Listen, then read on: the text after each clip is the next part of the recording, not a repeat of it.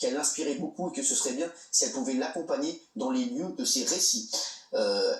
Ça m'a choqué, j'ai compris que j'avais été piégé, qu'il ne voulait pas du tout m'aider. Je me suis senti trompé, humilié, il avait 30 ans de plus que moi, il était marié, sympa, mais pas du tout un gros lourd. Je ne m'étais pas méfié une seconde, j'avais pensé qu'il me prenait sous son aile professionnellement. Alors, Jean-Luc Bourdin, ça, sur Gilles, sur ça. Ça, on l'avait dit ici, moi je connais 2 stagiaires qui ont vécu exactement ça. Et quand je suis allé après à RTL, on m'a dit, mais on a entendu ce que tu as dit dans Touche pas à mon poste, est-ce que c'est vrai? J'ai dit, mais c'est parfaitement vrai, ça ne m'étonne pas que ça sorte.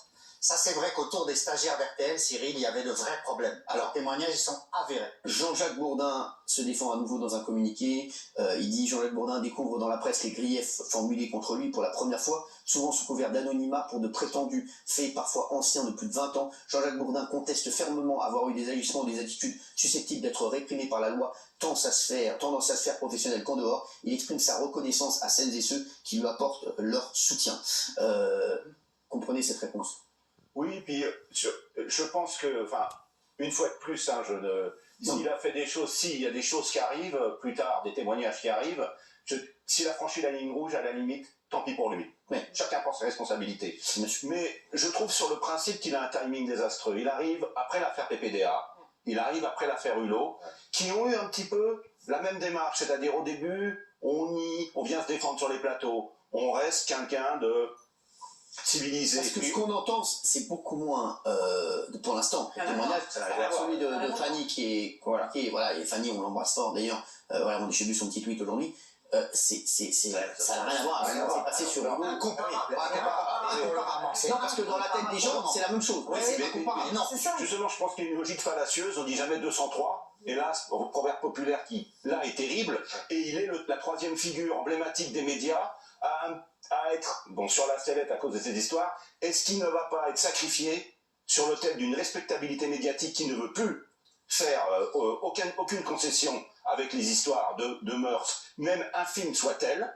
Il a peut-être une vie privée débridée, ça le regarde, faut pas tout judiciariser, il a la vie privée qu'il veut, et effectivement, comme vous disiez, un mélange du privé et du public qui va peut-être déboucher à son éviction pure et simple. On parle d'un homme de 72 ans qui peut être rayé de la carte. Bon, il n'est pas malheureux, mais il peut être rayé de la carte, alors qu'il n'a pas peut-être fait, je dis bien peut-être, fait des choses graves. Et je trouve, comme disait Mitterrand aux obsèques de Bérégovoy, toutes les raisons du monde ne justifieront pas qu'on jette l'honneur d'un homme au chien.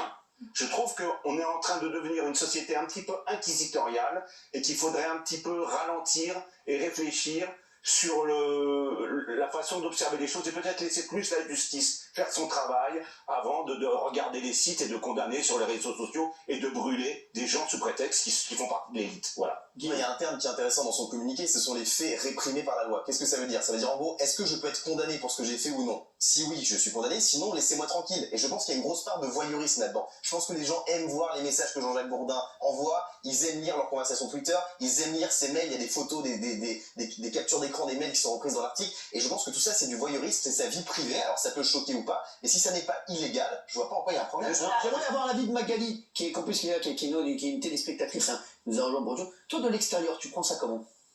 Bah moi je suis choquée d'entendre autant d'agressions vraiment, ouais. sexuelles comme ça. Tous les jours on entend... Mais sur Jean-Jacques Bourdin? Je connais pas... Tu connaissais pas?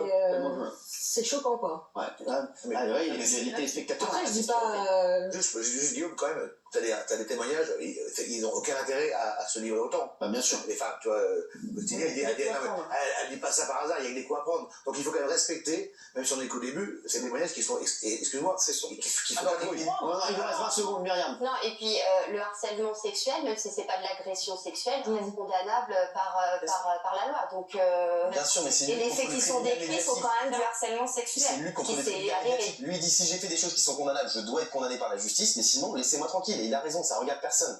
Merci à vous tous, merci Jean-Baptiste Drouet d'avoir été avec nous, merci Myriam Palomba. N'oubliez pas la télé, c'est que de la télé, tout de suite John Wayne, salut mes chers.